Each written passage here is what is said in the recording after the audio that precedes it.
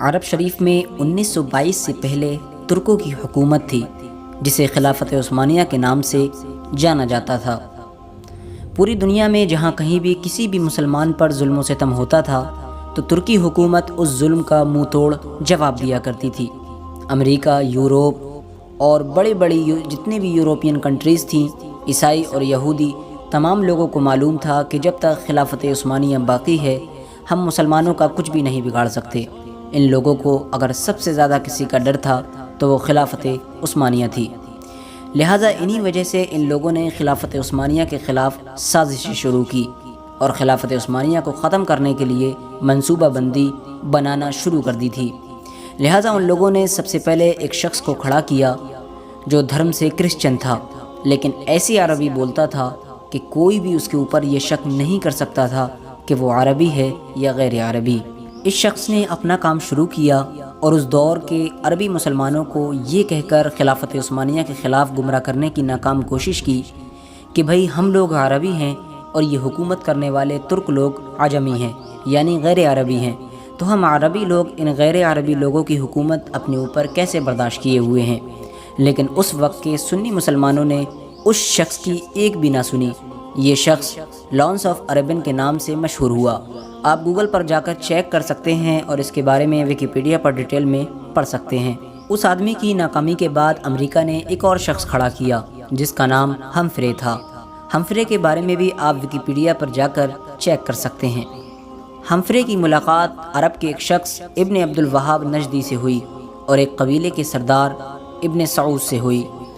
ہمفرے نے ابن سعود کو عرب کا حکمران بنانے کا لالچ دیا جس میں ہمفرے کامیاب ہو گیا۔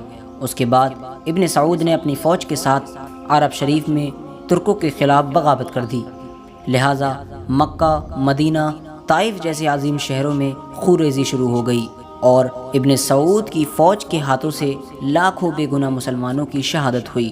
لہٰذا ان حالاتوں کو دیکھنے کے بعد خلافت عثمانیہ کی طرف سے یہ اعلان کیا گیا کہ ہم مکہ، مدینہ اور طائف جیسے عظیم شہروں میں خونریزی نہیں کرنا چاہتے، کسی بھی مسلمان کا خون نہیں بہانا چاہتے، لہٰذا ہم عرب سے خلافت عثمانیہ کو ختم کر کے اپنے ملک ترک واپس جانا چاہتے ہیں۔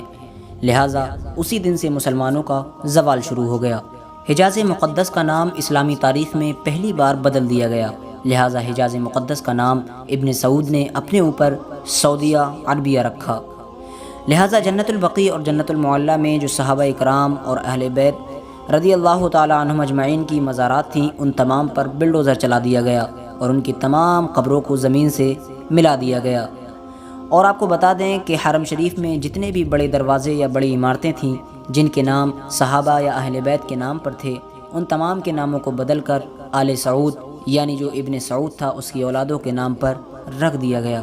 لہٰذا یہودیوں اور عیسائیوں کو بھی عرب شریف میں آنے کی اجازت مل گئی۔ جس دن ابن سعود وہاں کا حکمران بنا وہاں پر ایک بہت بڑا جشن کا انعقاد کیا گیا جس میں امریکہ، برطانیہ اور بڑے بڑے غیر مسلم جو دیش ہیں ان تمام کے حکمران شامل ہوئے۔